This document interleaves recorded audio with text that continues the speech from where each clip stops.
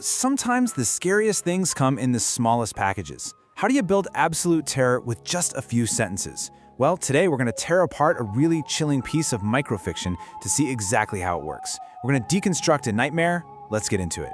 It all starts right here. So simple, but man is it effective. The first thing that gets you is the mystery, right? Who are they? What even is a soul hunter? You instantly know this isn't some new monster, this is an old fear. Something an entire community is already terrified of. And that, of course, is the million-dollar question. The story doesn't tell us what it wants, just that it's waiting. And that pulls you right in, because now you have to figure it out. You're part of the mystery. So, where do we find our first clue? It's in the very mechanics of this thing. It's not about what you do wrong, it's about something you have to do right, something you can't possibly stop. Okay, this is where the concept becomes genius. The monster isn't hiding under the bed or in a spooky old house. No, it exists in that tiny, unconscious pause between when you breathe out and when you breathe in. It's a place we visit thousands of times a day and never, ever think about. That's the core of the horror. It takes the most basic, essential part of being alive, breathing, and turns it into a weapon against us.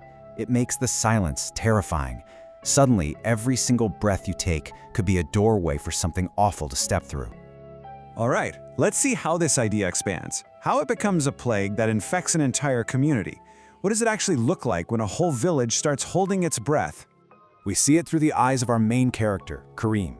And the first sign that something is terribly wrong isn't screaming or chaos. It's quiet, an unnatural silence that's spreading like a sickness. It's a subtle horror, creeping in and just stealing the life out of a place.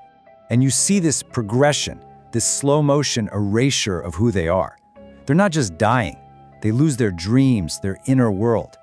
Their bodies literally start to change with these longer, more dangerous pauses between breaths. They're being hollowed out, turned into empty shells. And to make sure this really hits home, the story gives us this one small human detail.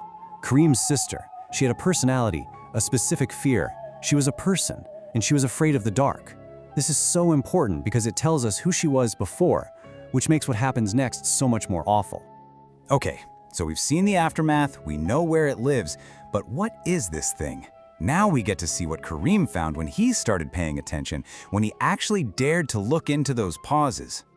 The first sign isn't something you see or hear. It's an invasion, an attack from the inside out. It's described as a scraping inside the mind. It starts in your head, where there's literally no place to run. And only after it's already in your head does it show itself. And yep, it confirms our worst fear. It only appears in that tiny, vulnerable gap between breaths.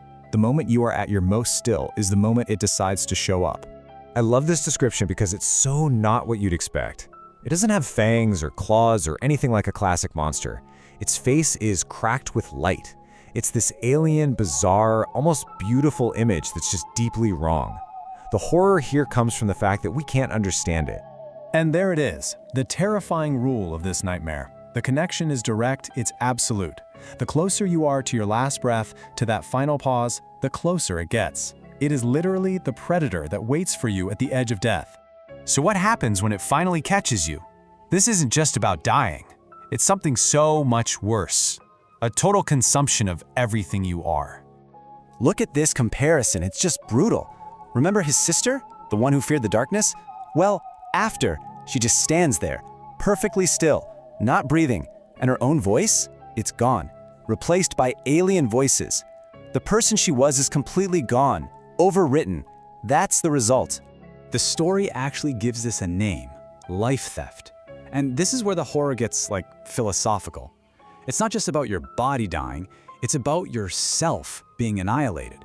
Your identity, your memories, your voice, all of it is just eaten, leaving an empty puppet behind. The fear isn't just dying, it's being erased. And this line just says it all. The soul hunter's goal isn't just to end a life, it's to steal the entire meaning of that life, the very sense of it. And that's what's so devastating, not just for the victim, but for anyone who has to see what's left behind. So, after seeing all that, what's left of Kareem? This last part is all about the grim new reality for the only survivor. I mean, can you even imagine? The psychological trauma has completely shattered his reality.